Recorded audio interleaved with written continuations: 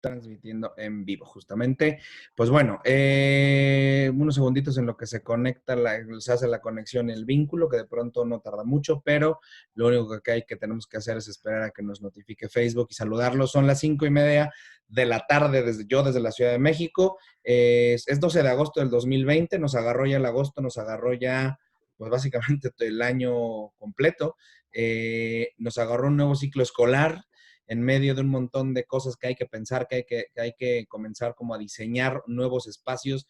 No sé si la palabra y el término nueva normalidad a mí nunca me ha gustado, pero sí son al menos nuevas maneras de enfrentarlo en términos de la tarea que tenemos todos o que vamos a tener todos respecto a nuevos sistemas educativos, nuevas maneras de enfrentar justamente el ambiente educativo. Entonces, estábamos ya empezando hace unos minutitos y ya no quería yo dejar pues justamente de transmitir en vivo porque la conversión que ya estábamos empezando a tener nos va a llevar hacia muchos otros lugares, que yo creo que son preocupaciones, son angustias, son pensamientos, reflexiones que mucha gente está teniendo realmente desde diferentes ángulos. Los ángulos básicos de la educación son los mismos en todos lados, estudies lo que estudies. El primero es en la institución o aquellos que imparten, los estudiantes, en este caso las personas que reciben esta educación, y luego está el ambiente de quien paga. En muchos casos son profesores o ellos mismos alumnos, padres de familia o los mismos alumnos, que forman una triada que finalmente está siempre circulando alrededor de las reflexiones, de las dudas, de los cuestionamientos. Se comienza el ciclo escolar apenas este lunes, de manera oficial, dicho por la Secretaría de Educación Pública, pero la situación cruzada para el ambiente universitario, para el ambiente de educación superior, desde la formación en gastronomía, probablemente le siga saltando dudas y sacando muchas preguntas a mucha gente, incluido el que habla. Es decir, en realidad, para mí siempre ha estado claro el asunto de las realidades virtuales y digitales, pero justamente esas son de las que a veces más adolecen ciertas instituciones y por lo tanto el ambiente generalizado. Hay muchas dudas en el ambiente, muchos retos, muchísimos retos enfrente, muchísimas complicaciones que seguramente no se van a resolver en los próximos meses, que seguramente afectarán dramáticamente a las condiciones educativas a como las conocemos hoy, que seguramente modificarán el ambiente educativo en gastronomía para siempre. Yo hacía un cálculo un poco atrevido, pero no creo que vaya a ser tan descabellado. Al final de año lo veremos, pero probablemente la cuarta parte de las escuelas de cocina dedicadas a eso o que ofrecen estas disciplinas o cierren o colapsen hasta el punto que a lo mejor decidan no abrir o esperar nuevos cursos. Esto es importante porque las realidades de México no son la de la Ciudad de México.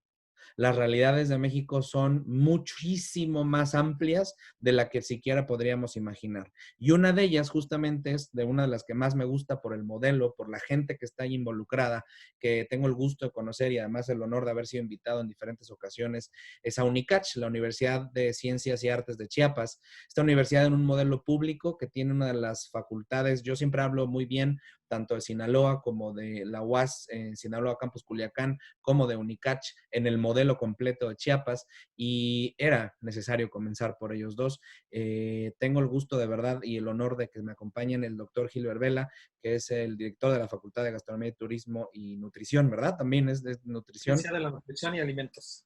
Ya ve que cada uno cambia en cada universidad, pero bueno, el doctor Vela desde Tuxtla Gutiérrez, que nos acompaña coordinando dos planteles, el segundo, que está a cargo del maestro Heriberto Madrigal, que él está directamente en Palenque, está el otro plantel concretamente en el UNICACH, pero él se encuentra actualmente en Tenosique, entonces, que están relativamente cerca, pero estamos hablando de realidades que si de por sí la de Tuxtla Gutiérrez es compleja, la de saliendo de Tuxtla Gutiérrez es la que demuestra lo que corresponde probablemente al 60-70% de la realidad actual, viva, de esta complejidad que existe en México, que son las comunidades, los lugares en donde desde el centro se habla de educación en línea, pero cuando sales de la Ciudad de México te encuentras que en Internet hay. Desde una parte se habla de nuevos modelos educativos, pero en el otro lado hay veces que ni siquiera las primarias hay acceso porque no hay calles o porque está lloviendo y está inundado. es la realidad de México. Y me encanta, así como empiezo ahora con Chiapas, pues iré a Sinaloa, iré a Veracruz, iré a Campeche, porque la realidad es mucho más fuerte que la ficción y una de las cosas más importantes que yo creo que revelan las crisis, doctor Vela, son las carencias que ya venimos arrastrando. Entonces, pues nada, al final darles la bienvenida, darles muchísimas gracias por aceptar la invitación. Y este es un espacio que estamos abriendo desde cada martes y lo ocupamos a martes, miércoles, jueves. Estaremos conversando de esto también mañana con el equipo SIG México.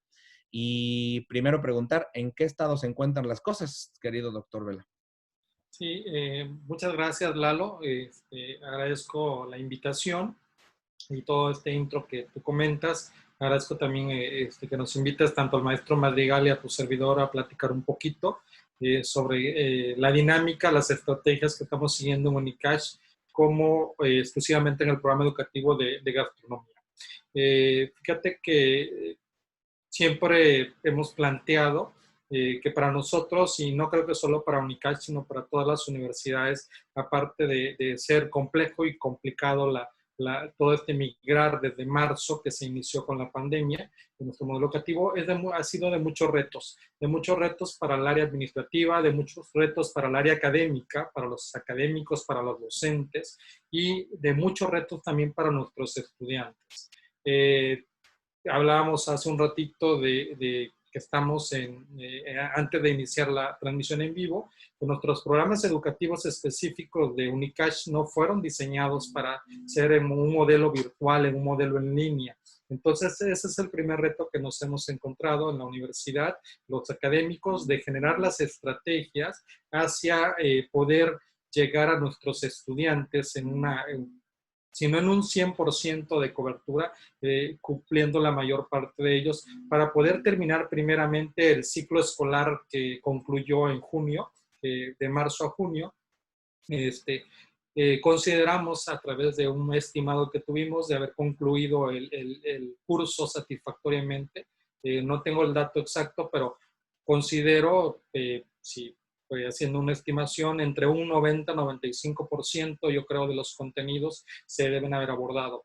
Aquí específicamente para la carrera de gastronomía, por la naturaleza de ser casi práctico, un 60-70% práctico en la mayoría de los cursos, pues es un poquito más complejo. Sin embargo, la disponibilidad y disposición de los académicos y de los estudiantes pues se llevó a generar ciertas estrategias como tutoriales. Los maestros, muchos de ellos convertir o hacer una cocina de su casa casi en una cocina máster para poder desarrollar algunas prácticas y poder filmar un tutorial y poder enviárselo a los estudiantes o poder hacer una transmisión en vivo. Entramos en un sistema de no un modelo en línea, tampoco un modelo virtual totalmente, como que ciertos híbridos o ciertas combinaciones por la misma naturaleza, la misma dinámica que se está generando, ¿no?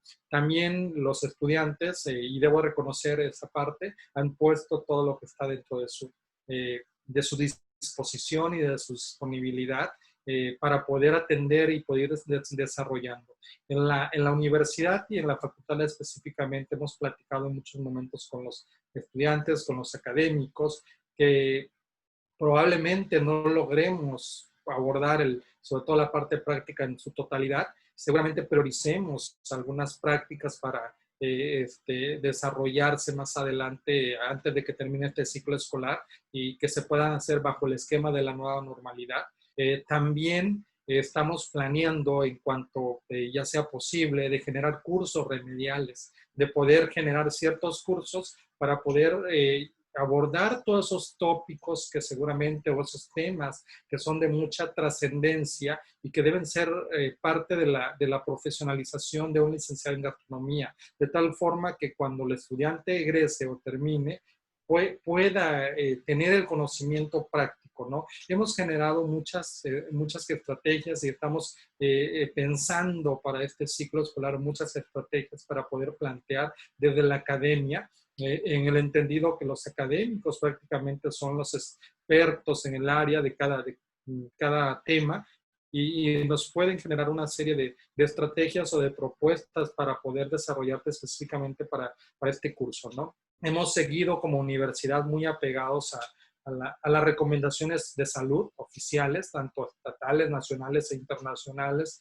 La verdad que nos preocupa muchísimo la salud de nuestros estudiantes, la salud de nuestros académicos, la salud de los administrativos. De ahí que hemos pensado mucho en esta dinámica de cómo sería nuestro regreso o qué tan recomendable es regresar en cierto momento, ¿no? Tu servidor específicamente siempre ha planteado que es necesario muchas veces cuidar la salud y, pues, y seguir todas las dinámicas y las recomendaciones, no a sacrificar ciertos contenidos. Por el momento, como que dejarlos en stand-by y cuando existan las posibilidades, tanto por las recomendaciones de salud como por nosotros mismos, al interior de la universidad tenemos una comisión de salud que es la que está regulando toda la parte del regreso y las recomendaciones junto a nuestras autoridades universitarias, rectorales. Entonces, yo creo que en cuanto exista la posibilidad poder generar esas estrategias o estos cursos para poder ir remediando todos estos contenidos que no se han abordado, ¿no? Desde aquí, desde la universidad, como un sistema público de universidad. ¿Cuánto tiempo tardó en reaccionar? Es decir, ¿cuánto fue y construir este entramado, doctor? Porque al final estamos hablando que esto no es sencillo. Hay protocolos, hay un montón de esquemas que seguir y además cosas que prever y planear. Es cierto que muchas instituciones privadas, lo hablamos hace un momento, reaccionaron a lo mejor tarde y son muy pequeñas, pero mover un monstruo académico como lo es UNICACH en todo su esplendor, no fue nada fácil. ¿Cómo fueron los retos allá adentro para poder discutir y analizar todas estas situaciones que sí ponen en contexto, yo creo que decisiones de todo tipo? Digo, no me hubiera encantado estar en tus zapatos, pero al final la reacción tiene que ser lo más rápido posible, ¿no? Sí, claro, yo aquí que fue, las reacciones fueron rápidas desde el punto de vista administrativo, desde la rectoría, aquí nosotros como facultad, y sobre todo la respuesta de mucho compromiso de los académicos cuando les planteamos en marzo la posibilidad de poder hacer clases a distancia y sobre todo valorando mucho el riesgo, la exposición al riesgo, ¿no? El poder, o sea, sobre todo, cuán riesgo hay quedarnos o regresar pronto a ciertos contenidos. Yo siempre he dicho que muchas veces tenemos que generar estrategias que nos permitan ir como planeando estratégicamente muy bien qué es lo que vamos a hacer. Y aquí ha habido trabajo fuerte desde la rectoría, las unidades centrales de nuestra rectoría, la Secretaría Académica, nosotros como facultad, los coordinadores de programas educativos también, y por supuesto las academias donde están todos los maestros que finalmente han entrado al rol de poder desarrollar y estar en contacto con los estudiantes, ¿no? Los maestros han generado una serie de estrategias y como tú bien lo decías hace un rato, por la región donde estamos, quizá y nuestros estudiantes, a lo mejor y a algunos se les dificulte el poder accesar Internet, sin embargo, se buscaron o se han buscado los académicos diferentes estrategias para poder llegar a través de ellos, por correo electrónico, por ciertos grupos de otra naturaleza, hasta de WhatsApp y de otros mecanismos, plataformas, de una serie de plataformas apegados a nuestra plataforma de la universidad para poder plantear realmente o poder llegar de forma afectiva y asertiva a nuestros estudiantes. Es una labor muy fuerte y retos muy fuertes de los académicos y por supuesto de nuestros estudiantes, ¿no? Sí hemos estado trabajando mucho y se le ha dificultado, por supuesto, a muchos de los estudiantes. Sin embargo, algo que hay que destacar, que siempre ha existido ese compromiso de poder estar pendiente y poder entrar a esta dinámica de colaboración. Eso es importante en el sistema educativo, en esta parte que estamos viviendo, ¿no? La disposición y disponibilidad de los maestros y de los estudiantes para poder llevar a cabo, abordar los contenidos temáticos, ¿no? Nosotros sí hemos estado muy pendientes de esta parte desde las coordinaciones y tratar de generar desde nuestra área central las condiciones. Se ha abordado mucho y se ha dicho que pues la nueva normalidad llegó para quedarse y tenemos que pensar ya prácticamente todas las universidades y que nuestra universidad a través del departamento, la dirección de educación virtual lo está haciendo, pensar ya en una plataforma que no solo va a servir de herramienta de apoyo para las clases, ¿no? Sino donde se puedan ya generar ciertos contenidos, donde se puedan llevar ya ciertas clases bajo el esquema que se plantea regresar más adelante. Hay una duda que surge, ¿no? Porque lo hablábamos al principio y es un paradigma que al final hay que ver. Lo decía yo, incluso Le Cordon Bleu hoy toma el modelo de la náhuac, en México al menos, pero toda la red de Le Cordon Bleu, que es una escuela que tiene más de 100 años de existencia, con estas resistencias francesas académicas que normalmente existen, pues llegó un punto donde tuvo que readaptarse y reconsiderar por completo su planteamiento, aunque pues no lo habían considerado en los últimos meses. Las crisis son oportunidades y una de las más grandes es en qué situación nos encontramos en la realidad cotidiana de México y eso es algo que a veces nos duele más aceptar de lo que realmente a veces podemos hacer. Es decir, en términos generales, las universidades como la que liderea en su área el doctor Gilbert, son unos espacios, unos abrevaderos realmente y que llevan conocimiento a lugares que no tienen ustedes idea de dónde estamos hablando. Y uno de esos lugares, me recuerdo mucho a las experiencias de la UT, ¿no? De la red UT, de las universidades tecnológicas, concretamente en sureste ya profundo península, en el que de pronto lugares como Escárcega, lugares profundos como otras zonas de Chiapas, otras zonas de Quintana Roo, llegan a tener, son los únicos espacios educativos que existen en kilómetros y kilómetros y kilómetros de distancia de las ciudades grandes. Y esto lo digo porque ese es el México que sí vivimos y ese es el México que me gustaría, si me lo permites, doctor, tocar y preguntarle justo al chef Madrigal. Eddie, tú vives en una realidad en Palenque, ¿no? A ti toca coordinar un campus bajo la tutela y supervisión de Unicach en Tuxtla Gutiérrez por el doctor Vela, pero finalmente la comunicación hoy en día es más sencillo. No creo que haya sido igual de fácil hace 20 o 30 años, ¿no? Estar coordinándose, ni WhatsApp teníamos como para estarse mandando en un grupo. Pero hoy en día ya tenemos esta relación. ¿Cuál fue el primer sentir que existió, Eddie, con todos estos cambios? ¿Cuál fue el primer sentir, maestro, que de tu gente, de tus maestros, de tus alumnos, que de pronto, sí, es Palenque, pero Palenque a lo mejor, digamos, como centraliza a su manera las condiciones de un montón de comunidades aledañas que existen de Chiapas y que de pronto no tienen otros accesos educativos más que justamente Unicach en su plantel o en su campus? ¿Cómo sentiste? ¿Cómo lo llevaron? ¿Cuál fue el primer sentimiento que se desató allá adentro? Sí, primero que nada, pues obviamente sí hubo una preocupación cuando se nos dio el aviso que debíamos pues prácticamente cortar clases por la contingencia.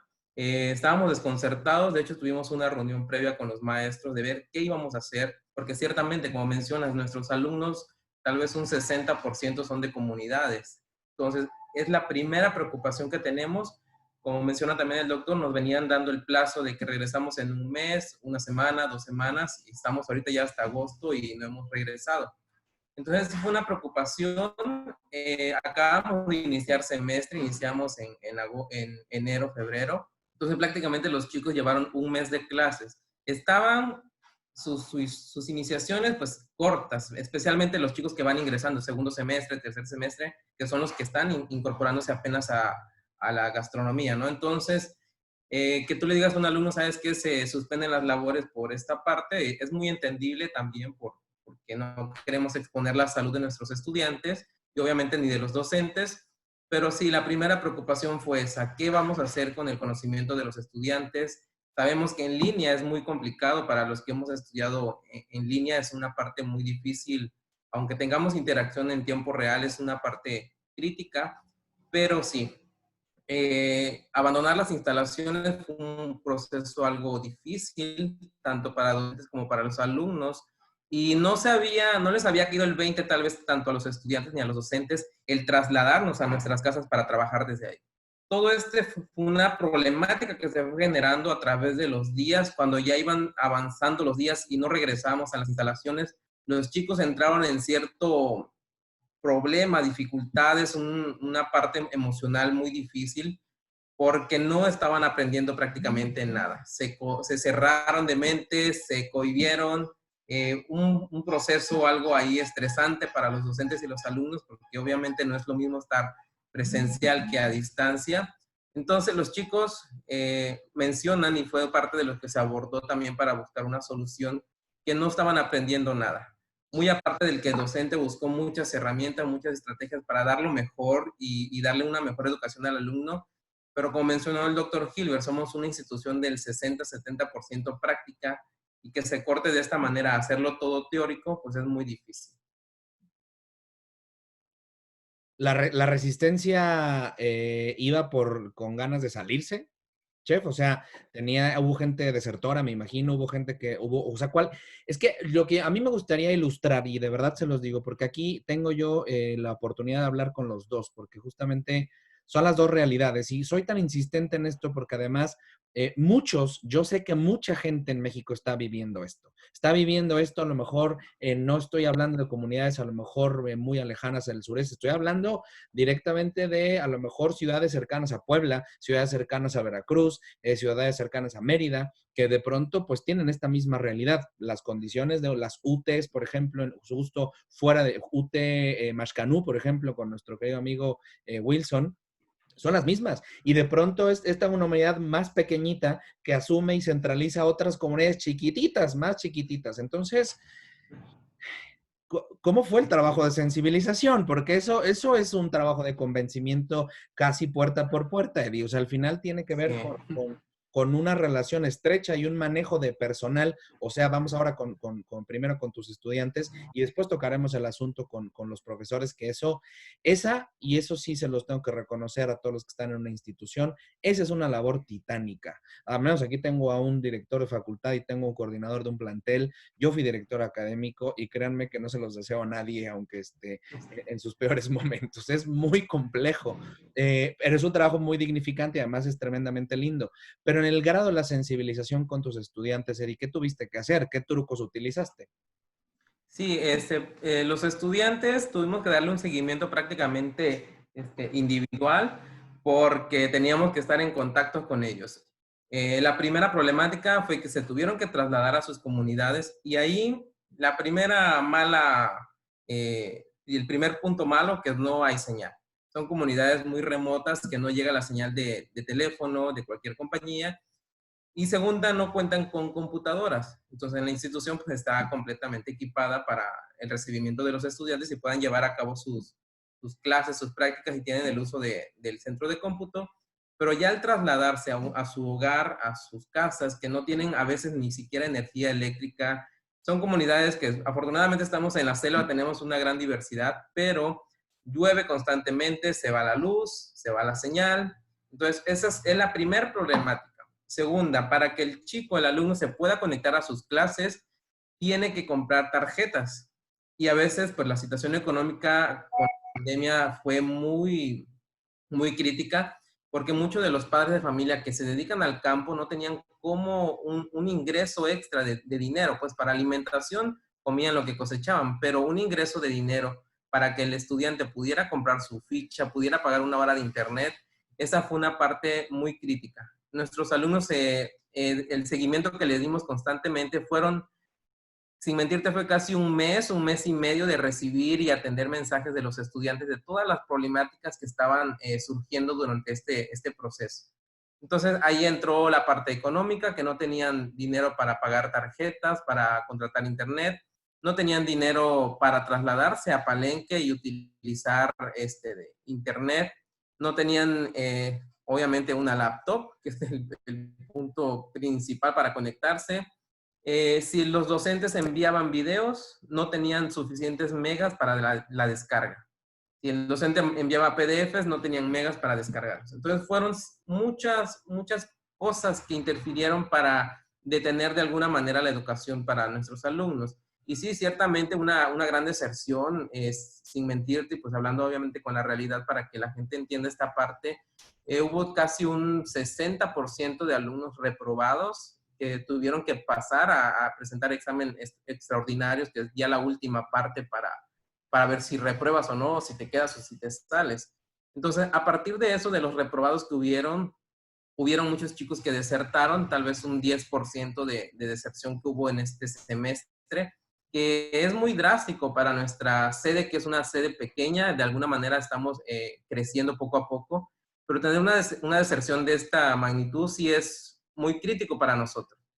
Los maestros fueron muy conscientes, fueron de alguna manera se tocaron mucho el corazón para trabajar con los alumnos y darles la oportunidad de seguir estudiando, pero también ahí entra la otra parte, de que el alumno decidió darse de baja, decidió salirse, porque sabía que el siguiente semestre ya no iba a tener dinero para pagar su colegiatura, que al final de cuentas es una colegiatura pues sumamente baja, porque abarca 6 meses, pero pensaban ya a futuro. Cuando regresemos no voy a poder pagar, no voy a poder continuar con mis estudios, y esa fue una preocupación que se buscó la solución para abordar esos temas. Hubieron alumnos que los mantuvimos casi un mes y medio más, porque ya se querían dar de baja literalmente a los 2, 3 días, y los mantuvimos con mensajes, con pláticas, dándoles consejos, animándolos, que es trabajo que ya no corresponde a nosotros, pero sin duda entendemos la situación y sobre todo que queremos que se preparen los alumnos. Entonces tuvimos que hacer esa labor extra. Se hizo un monitoreo por parte de los tutores, los alumnos, para ver qué situaciones presentaba cada uno de ellos, y se generó todo un listado, se hizo una relación de qué alumno no tenía internet, qué alumno no tenía computadora, qué alumno se tuvo que regresar a la normalidad, a trabajar al campo, y eso le impedía conectarse o hacer sus actividades. ¿Por qué? Porque el alumno de comunidad tenía que apoyar en casa también. Estaba en casa y sabemos que en muchas comunidades es un poco difícil esta parte. Entonces, los padres de los alumnos se los llevaban a trabajar al campo.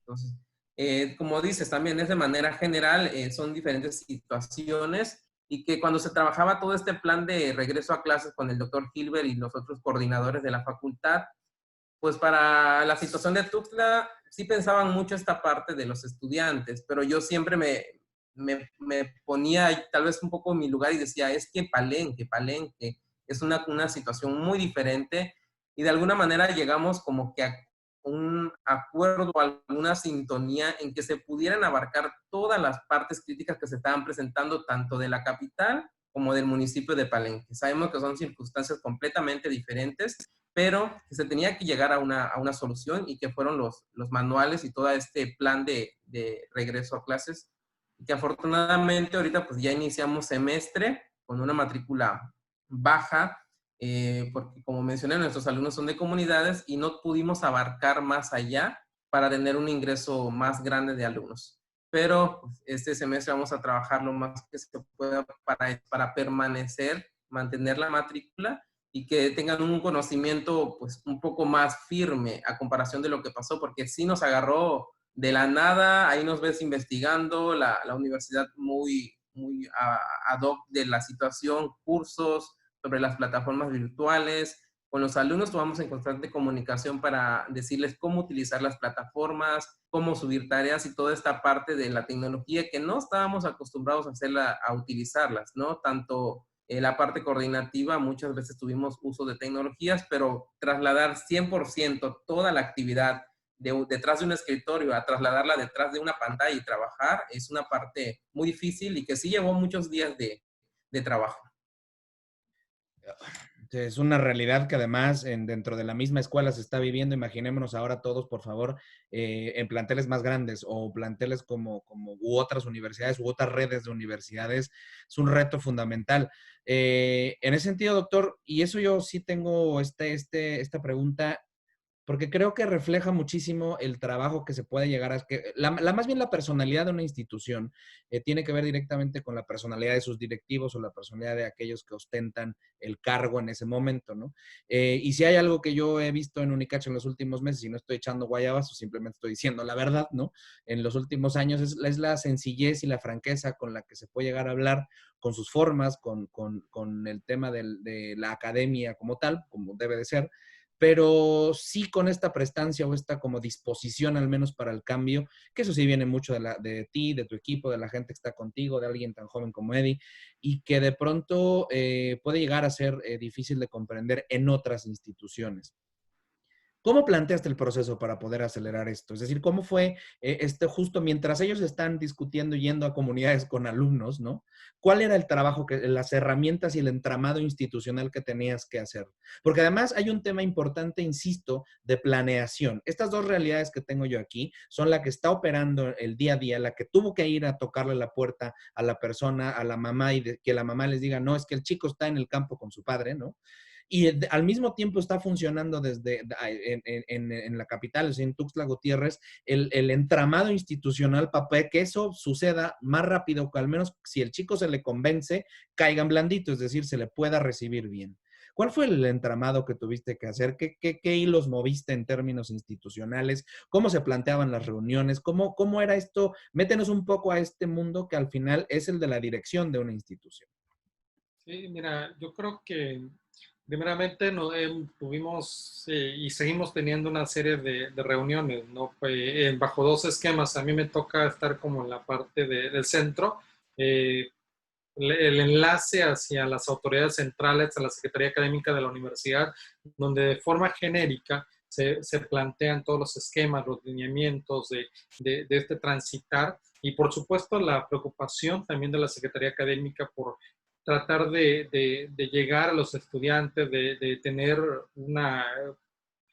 pues un trabajo educativo de docencia lo más cercano y lo mayormente posible, que se tomaran, que se abordara la mayor parte de los temas y por supuesto lograr tener una cobertura, si no al 100%, la mayor parte de los estudiantes, ¿no? Para poder tratar de evitar sobre todo la deserción, como ya se comentaba, ¿no? Estas deserciones que pueden generarse porque un alumno no se localizó, porque se fue a tal lugar y ya no se pudo, no cubrió el total de los requisitos y no pueda quizá acreditar el curso, ¿no? Sin embargo, ahorita el maestro Eddie nos platicaba de toda la labor que hay en el programa educativo. Y un segundo, esa es una cuestión de poder generar de una forma general las estrategias, un plan, le llamamos nosotros un protocolo para poder generar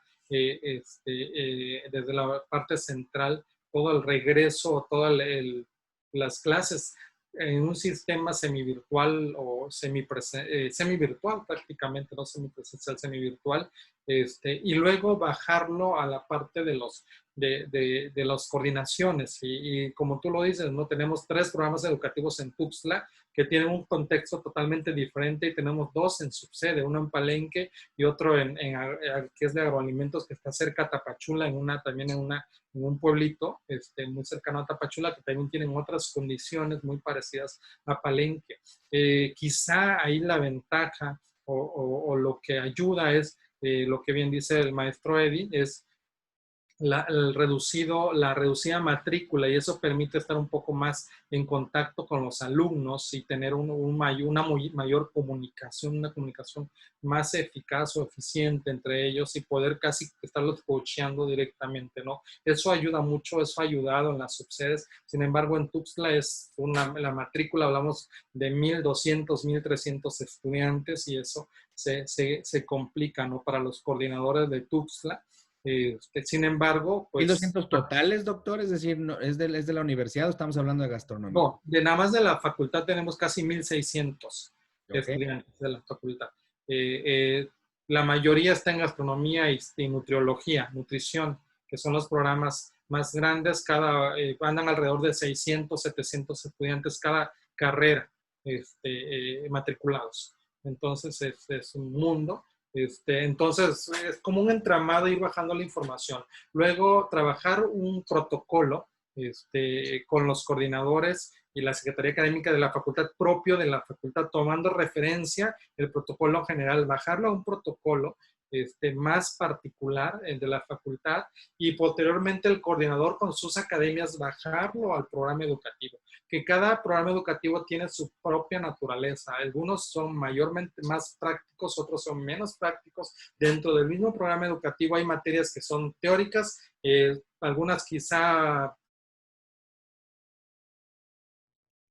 No sé si se nos detuvo un poco la conexión con el doctor Hilbert. ¿Sí, verdad, Eddie?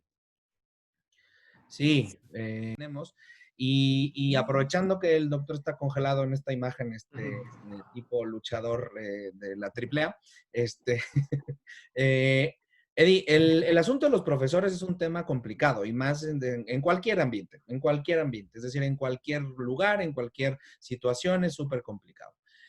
¿Cómo fue este diálogo con los profesores? ¿Cuáles eran las resistencias? ¿Cuáles fueron los convencimientos? ¿Cuáles fueron las cosas a negociar? ¿Cuáles eran las cosas que te decían? ¿Cómo ellos iban tomando en cuenta o de alguna otra manera estructurando su forma de entrar o entregarse a este nuevo esquema que incluso tenía más incertidumbres que certezas? Es decir, aquí el problema es que, como bien lo decía Gilbert ahora, se va construyendo el protocolo en el camino, que eso es algo que de pronto las instituciones tardan mucho tiempo en hacer, pero esto tuvo que ser bien y de buenas, es decir, rápido lo más que se pueda. ¿Cuáles fueron las resistencias con el asunto de los profesores? Sí, como mencionas, prácticamente fue un miércoles, no mal recuerdo, fue un miércoles que nos dijeron ya el viernes no tienen que llegar nadie a las instalaciones. Pues, ¿qué hacíamos, no? Teníamos 2 días, en el mismo rato nos dijeron, y el día jueves tuvimos reunión con los docentes y se platicó toda esta parte. Como menciona el doctor, somos una institución en la subsede de Palenque, somos un número más mínimo de docentes, entonces coordinar esa parte es un poco más fácil. ¿Por qué? Porque llegamos a un diálogo entre todos y se llegan a una solución. Entonces, afortunadamente los docentes que están en Palenque, Chiapas, son muy, pues se podría decir que muy fáciles a adaptarse a la situación.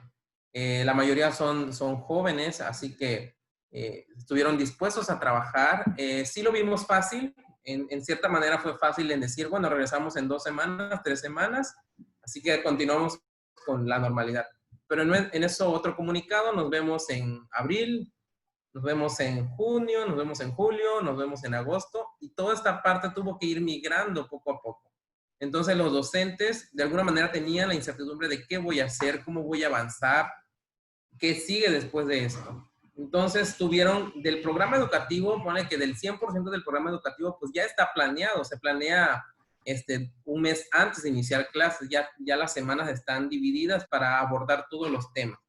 Entonces, con esa situación, pues obviamente no se podía llevar a cabo todo el programa educativo, no se podía abarcar todo, y tuvieron que hacer una recopilación y una reducción de lo más importante para poderlo llevar en práctica y poderlo ejercer en esa nueva etapa que estaban pasando tanto docentes como alumnos.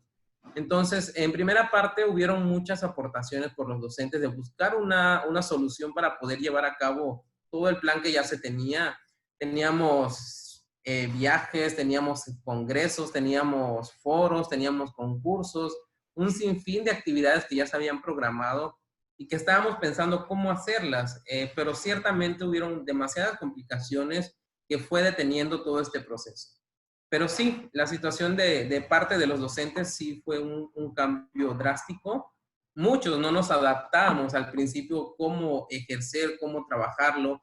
Había que rediseñar todas las planeaciones, toda esta parte de cómo llevar a cabo las clases, se tenía que volver a hacer. Entonces eran días, las primeras semanas eran mucho trabajo constante, desde la mañana hasta 1, 2, 3 de la mañana, los docentes mandando mensajes, maestro, ¿qué hago aquí? ¿Qué hacemos acá? Todo con el fin de buscar una solución para nuestros estudiantes, que era pues obviamente la principal problemática, ¿no? Nuestro principal motivo para seguir trabajando. Entonces, yo la verdad que aplaudo mucho esa parte de los docentes que estuvieron muy dispuestos a trabajar y que ya eran horas que a mí me daba pena mandarles mensajes porque ya era muy noche, pero estaban al 100% contestando y trabajando y siempre estuvieron muy activos. La verdad que fue una parte que reconozco, tanto el apoyo que hay de la dirección, de la motivación que nos dan para hacer este trabajo y llevarlo a cabo también en la subsede. También nos capacitaron, nos dieron cursos y de un día para otro ya estaban programados los cursos, como si ya supieran que todo esto iba a pasar, ¿no? Entonces, de alguna manera nos capacitaron para poder aplicar todas las estrategias que se tenían pensadas y abordarlo la mayor parte posible. Pero sí, fue un proceso difícil.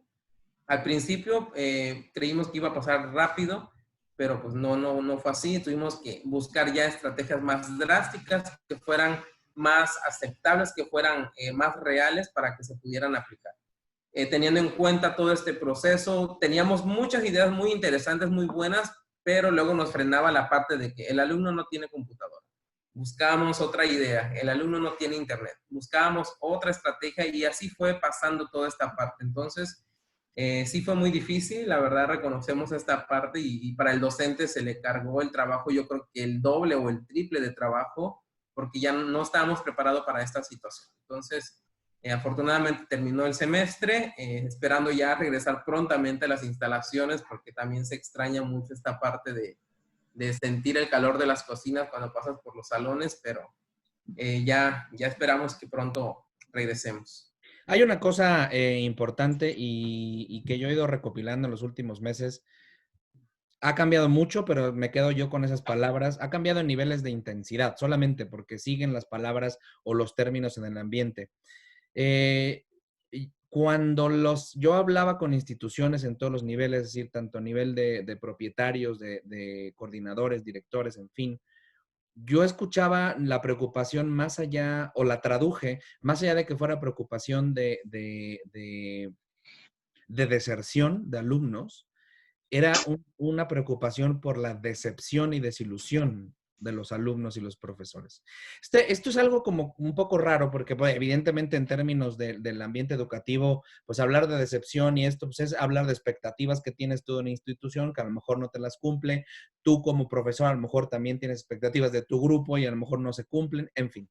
Pero está siempre como regulado, hay una contención, digamos, natural de estos asuntos de la decepción, de la desilusión de la carrera o de estas como bajadas y depresiones un poco que les dan a todos los estudiantes y profesionales o profesores que están dando clases.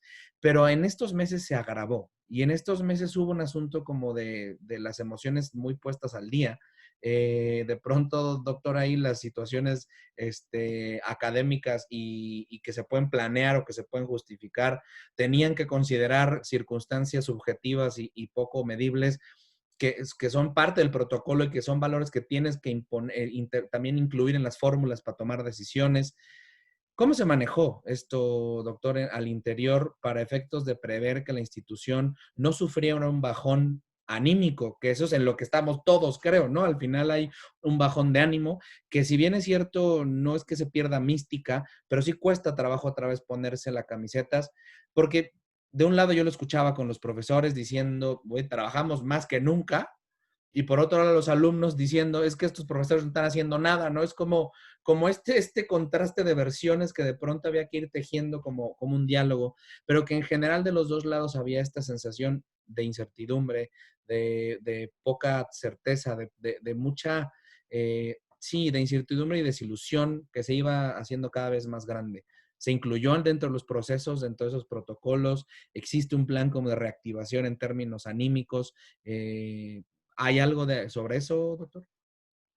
Sí, fíjate, Lalo, creo que lo comentas, creo que es general, y eso ocurre cuando estamos en una situación adversa, en una situación extraordinaria, ¿no?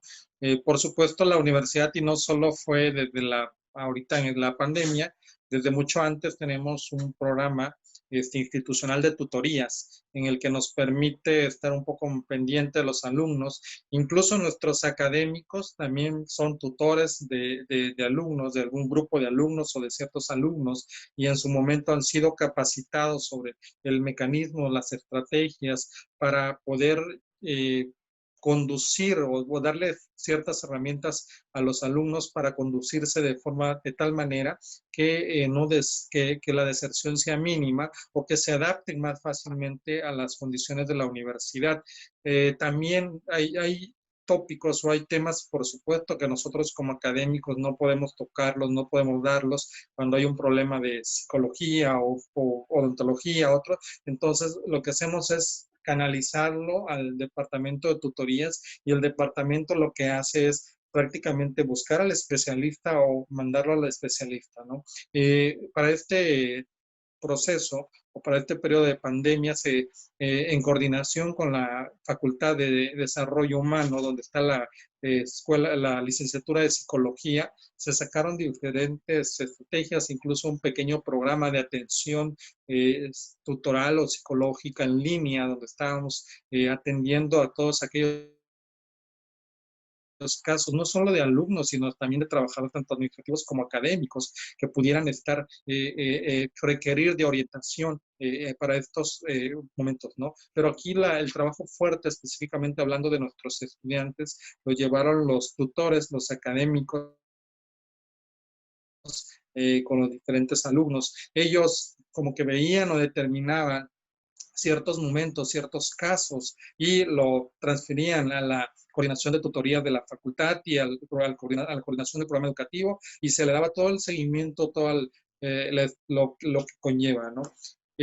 También se estuvo trabajando fuertemente desde el esquema de poder poder tener una plataforma dentro de la universidad que le llamamos de seguimiento académico, donde se subían ciertos reportes o ciertas condiciones y nosotros desde la coordinación es poder identificar aquellos como un tipo semáforo, aquellos casos que pasaban de verde a amarillo o a rojo y el coordinador es el que le daba seguimiento directamente a estos chicos, animándoles, diciéndole, oye, ¿por qué no estás asistiendo a tu clase? ¿Tienes algún detalle? Lo que comentaba hace rato el chef Madrigal, y poder disminuir esta posibilidad de que el alumno abandonara sus estudios o dejara de estar tomando las clases, ¿no? Sí, han habido momentos quizá un poco complejos ahí, sin embargo, a través de estos diferentes programas que se sacaron a nivel institucional, a nivel universidad, se pudieron ir resolviendo considero muchas cosas y poder atender muchos estudiantes de tal manera que el impacto en cuanto a la deserción no fuera tan alto. De hablar del 10%, como lo comentaba el maestro, el Madrigal, de deserción en la sede, desde mi punto de vista, no es tan alto. O sea, primero por las condiciones y segundo por esta situación extraordinaria que se vive, ¿no?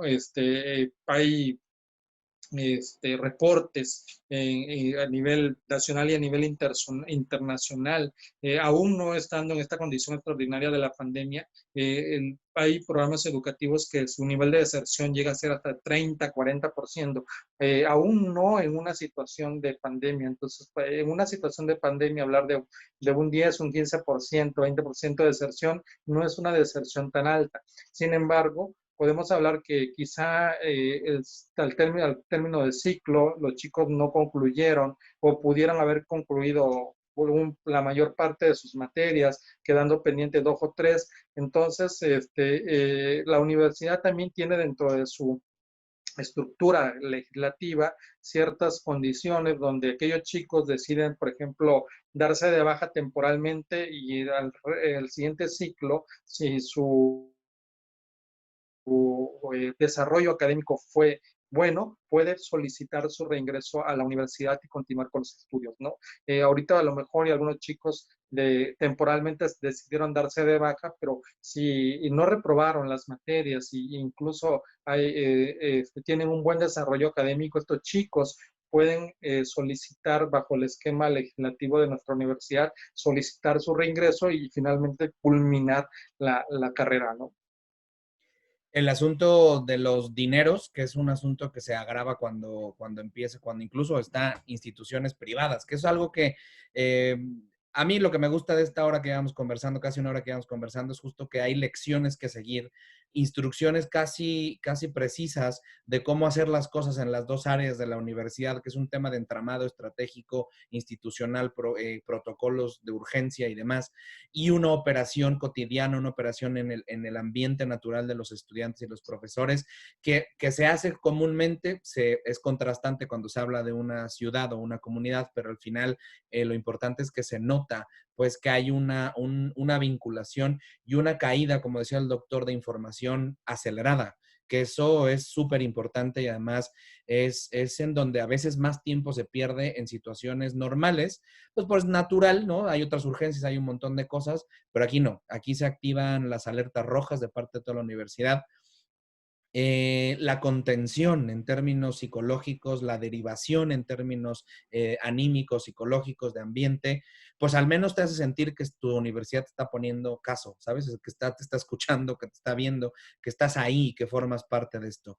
Insisto, el asunto de los dineros para todos los que están escuchando, pues es un tema complicado, porque obviamente apenas estamos, creo, empezando a notar y llevamos 3 días, cuáles son el nivel de inversión que, por ejemplo, yo ayer me enteraba de un caso en donde a niños de primaria, pues el pequeño tuvo que comprarse, el más pequeño de 2 niños, o sea, hermanitos, tuvieron que comprarse un iPad nuevo porque no descargaba el software particular de la escuela. Estamos hablando de una escuela primaria de paga de muy alto nivel aquí en la Ciudad de México, alto nivel económico. Nadie estamos listos, nadie estamos listos. Sin embargo, es en la medida de las acciones y las actitudes la forma en la que creo que se pueden estas situaciones revertir. Y el modelo de UNICACH es un modelo que si de por sí funciona en términos académicos de decisiones y adaptación y propuestas, entonces meter una situación como esta que te exige solamente rapidez es algo más sencillo. Si todos los que están perteneciendo a unas instituciones como profesor, como alumno, como directivo, pueden escuchar este video, para eso está hecho, porque justamente es una manera muy bonita de cómo se trabajó los últimos 4 meses. Vamos a ir cerrando solamente para efectos de no quitarles más tiempo y además dejarlos trabajar, porque además creo yo que si de por sí trabajan un montón, tener todavía transmisiones en vivo con su servidor quita más tiempo. Les agradezco mucho, primero, la oportunidad, la confianza y sobre todo la sinceridad. Y me gustaría concluir y cerrar con esto, con estas perspectivas de futuro. No solamente qué deseamos todos, sino más bien qué nos viene en términos realistas. Es decir, si nos ponemos a poner un poco crudos, que esa es la idea también en términos de su presencia y su importancia institucional, ¿qué nos viene, maestro Eddie? Creo que viene mucha conciencia por parte tanto de docentes y alumnos. Vamos a saber apreciar más la situación con la que estamos pasando. Creo que anteriormente teníamos muchos privilegios que hoy en día los vamos a apreciar más. Y yo tengo esas corazonadas de que cuando los alumnos regresen a las instalaciones van a tomar más en serio su educación y le van a echar más ganas porque entendieron que el docente está trabajando, que ir a un aula no es algo aburrido, que ir a la cocina a practicar no es algo que sea obligatorio, sino es una necesidad para su formación. Entonces, yo tengo esa corazonada de que los alumnos van a tener conciencia de que cuando regresen a las instalaciones va a ser con muchos más ánimos, tanto docentes como estudiantes. Nosotros como la parte administrativa, pues ya estamos al 100% para este nuevo regreso a clases. Y los padres de familia, sobre todo, que son la parte que aportan al estudiante, que entiendan el trabajo que están pasando sus hijos y que entiendan que el docente también está pendiente y está trabajando para la mejora de la educación de los alumnos a esta nueva normalidad. En ese sentido, la nueva normalidad será de que aprecien incluso cuando hasta los regañan por el uniforme, ¿no? Es decir, Así aquí, es. los pequeñas, cuando se pierde normalidad o naturalidad o cotidianidad, aquellas cosas mínimas, sencillas, simples, que incluso llegan a molestar, son las cosas que más extrañan. Así es que Así a es. todos aquellos que se les exige cosas, hagan caso y por favor, cuando les pidan uniforme, pónganse lo que es la mínima parte que hay que hacer. Doctor Vela, ¿cuáles van a ser esos cambios? ¿A qué nos tenemos que acostumbrar? ¿A qué nos tenemos que prevenir? ¿Qué es lo que tenemos que cambiar? ¿Cómo y qué le recomiendas justamente acciones concretas, puntuales, para aquellos que están en tu sitio, que están a cargo de una escuela o que son dueños y directivos de una escuela, que me consta que hay un montón y que muchos de ellos los conozco de primera mano para ellos es esto. ¿Cuál es tu perspectiva respecto a esta nueva realidad que sí nos toca vivir? Primeramente, la cuestión de del Internet, ya no podemos ver en este momento como una herramienta de apoyo a la docencia, sino como ya un sitio, tener una institución debe tener ya su plataforma para dar clases, para atender a los estudiantes. Por supuesto que debe haber adecuación de los espacios. Ya no podemos tener dentro de una clase una multitud de estudiantes. Tenemos que trabajar ya con la parte de contemplando la distancia para evitar la posibilidad del riesgo. Por supuesto, tenemos que nosotros que ya tener dentro de nuestra propia quehacer toda la dinámica de protección. Al protegernos nosotros, protegemos al resto de la sociedad. Ya no estamos el nuevo regreso ya no está para estar con un esquema de todos juntos, sí estar juntos, pero con ciertos momentos, ciertas distancias. Por supuesto que desde la parte directiva de áreas, tener que generar un protocolo que incluya las recomendaciones de salud de las diferentes instituciones, de las diferentes instancias, son necesarias. Y sobre todo trabajar muy fuerte con los estudiantes de este nuevo regreso, cuáles son las nuevas medidas, cómo son las medidas, cómo sería el regreso, cuidarnos todos y de esa manera yo creo que poder generar las condiciones de nuestro regreso. Valorar mucho los contenidos o quizá reorganizar los contenidos al interior de las clases que ya no sean quizá repetitivos y priorizar en los contenidos de cocina, seguramente de los laboratorios, y eso nos va a permitir ser un poco más fluido y poder atender a nuestros estudiantes. Lo que dije yo al principio y cuando lo comentábamos en privado, la mayoría de las veces las crisis resaltan las personalidades, nos hacen enseñar el cobre, dijéramos en México, y las universidades que están preparadas lo estarán, las universidades que no morirán. Lo que importa aquí es de verdad ponerse a pensar que llevamos una semana o menos de una semana en estas condiciones ya de regreso en términos institucionales y oficiales. Y lo más importante es que tenemos retos como de 1990, es decir, tenemos retos enfrente que aún no hemos resuelto, que necesitamos empezar a considerar que llevamos mucho tiempo entretenidos en otras cosas por una sencilla razón, porque la labor no está solamente en la infraestructura, sino de las metodologías. Después, ahora que te exige infraestructura tecnológica, hay que invertir en ello también. Entonces, el cambio, cada uno les toca cosas. Empecé yo diciendo que hay una partida importante dentro de la institución, sus directivos, sus profesores. Después está el asunto del alumno, el estudiante, quien recibe este beneficio y quien interactúa. Luego están los padres de familia, finalmente la familia que está finalmente parte de la educación y que entre los tres constituyen el proceso educativo del que tenemos mucho que pensar.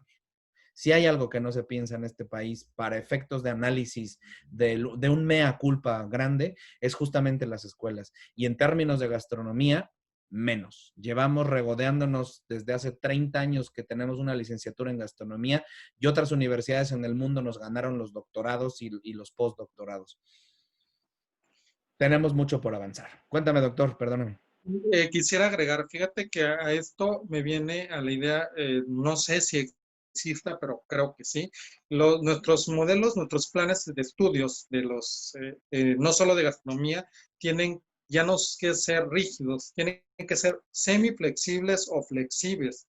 Es decir, tienen que tener esa flexibilidad a las diferentes estrategias o métodos de enseñanza. Y por supuesto que tienen que estar focalizados o enfocados en su mayoría al aprendizaje del alumno. El alumno ahorita tiene que generar su propio aprendizaje, tiene que generar muchas estrategias de autoaprendizaje. Yo creo que se tiene que trabajar hacia esa parte, cambiar un poquito la dinámica de los planes de estudios a una cuestión totalmente flexible. No pueden ser rígidos, porque si los planes de estudios son rígidos, se pierde toda esta posibilidad del cambio.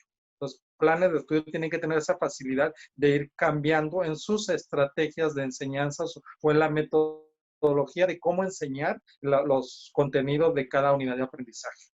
¿Te parece, doctor, maestro, si podemos extender esta conversación de pronto a más directivos de escuelas en el futuro y hagamos un pequeñito encuentro para hablar de esto? Porque lo estamos hablando y creo que es una conversación que nos debemos de hace mucho tiempo, pero que además se tiene que hacer ya. Es decir, no.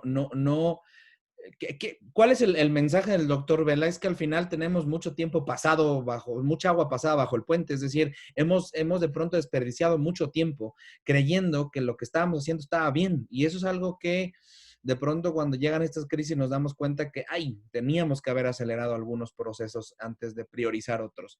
Pero bueno, las condiciones de la realidad mexicana, las condiciones de la educación en México, y si me lo permiten, les extenderé la invitación por ahí a lo mejor de septiembre, cuando tengamos ya otras dinámicas y ya haya como entrado un poquito en gestión el asunto y ya esté como no sé si normalizado, pero sí al menos ya entreverada esta situación de semi-estabilidad que se plantea en el ambiente. Las nuevas condiciones son duras, las nuevas condiciones no son fáciles. Yo estoy en sintonía total de que es la autogestión educativa, el uso de las herramientas, porque muchas veces YouTube está en planes gratuitos de teléfono. ¿Sí me explico? Es decir, los datos a veces lo incluyen. Webinars se han hecho a rabiar en Facebook. Esto es contenido gratuito. Terminando yo esto, tengo un contenido pagado que es mucho más exclusivo de un webinar de hongos, que es otra realidad mexicana. Es decir, la complementación del ambiente presencial y el digital es una realidad que ya nos alcanzó en México. Así es que, estudiantes, pónganse las pilas porque esto no los va a esperar nadie.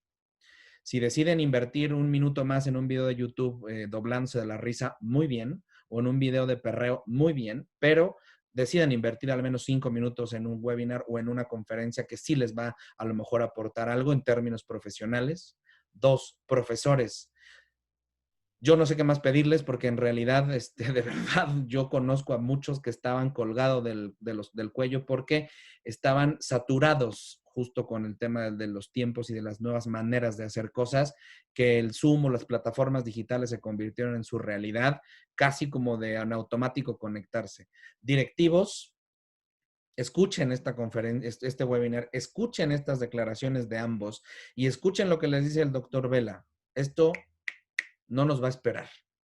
Y si no aprendemos a ser flexibles en un momento de crisis, lo vamos a dejar de ser para siempre.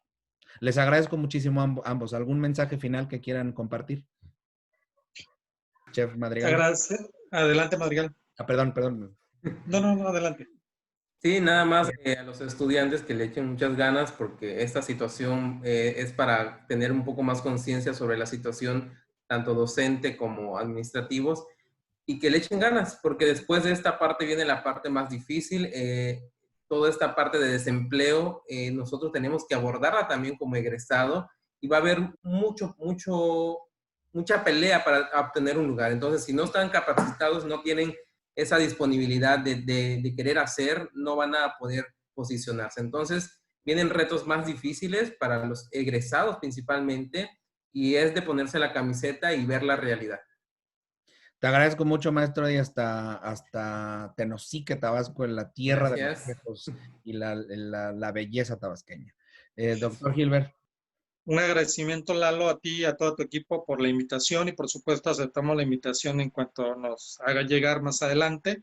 A todo el público, a los académicos y estudiantes, pues muchas gracias por toda esta posibilidad y oportunidad que nos damos para seguir adelante, seguir avanzando. Por supuesto, pensando en la formación de los académicos, siempre he dicho que cuando estamos en una condición adversa, si le metemos muchas ganas para salir de estas condiciones adversas, van a venir nuevas oportunidades. Y en estas nuevas oportunidades y estos nuevos retos siempre hay excelentes aprendizajes. Con eso me quedaría, Lalo. Muchas gracias. Y cerramos con eso, doctor Gilbert, maestro Eddie. Mil gracias a toda la gente que se conectó en Facebook. De verdad, muchísimas gracias porque creo que ha sido una conversación